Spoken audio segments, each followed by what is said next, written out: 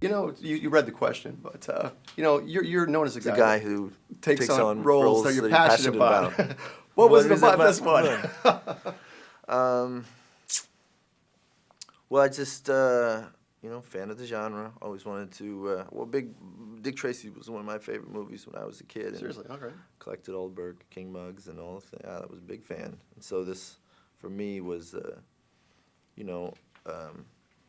an opportunity to sort of like go into that version of that world. You know, it is slightly. It's not quite as cartoonish, but it's slightly more stylized and Yeah.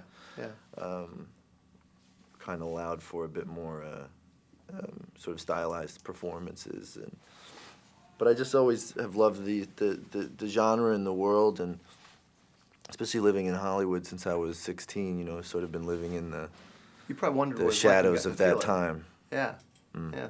You know, you look at the movie and you think about how we are today with our Facebook and texting and all the connectivity we have, as opposed to back then. Your character is courting Emra, obviously. You think it was easier for guys back then than it is today with all these tools we have today, or was it easier then or today? What do you think?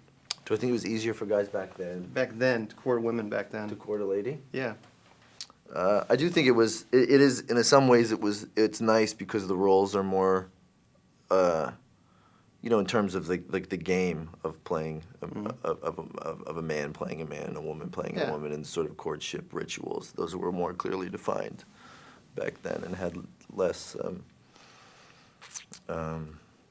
don't know. I think there was they were a little less complicated. Yeah, exactly. You have all this stuff on top of you, I guess. Mm-hmm. You know, there's a real strong theme in this movie of honor and loyalty.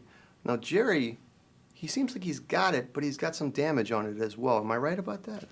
He does. You know, I'd like to point out that the man himself, the man that I played in the film, the one that There's a real guy. Yes, Jerry Wooters, was much cooler and braver man than the character was. Seriously. Yeah, in the film the character needs convincing, but that's just that's good for the movie. Yeah. But in reality, the man himself didn't really need much convincing. He was much more.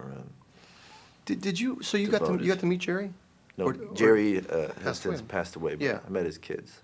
You know, there was also a real sense of brotherhood between the actors in the movie.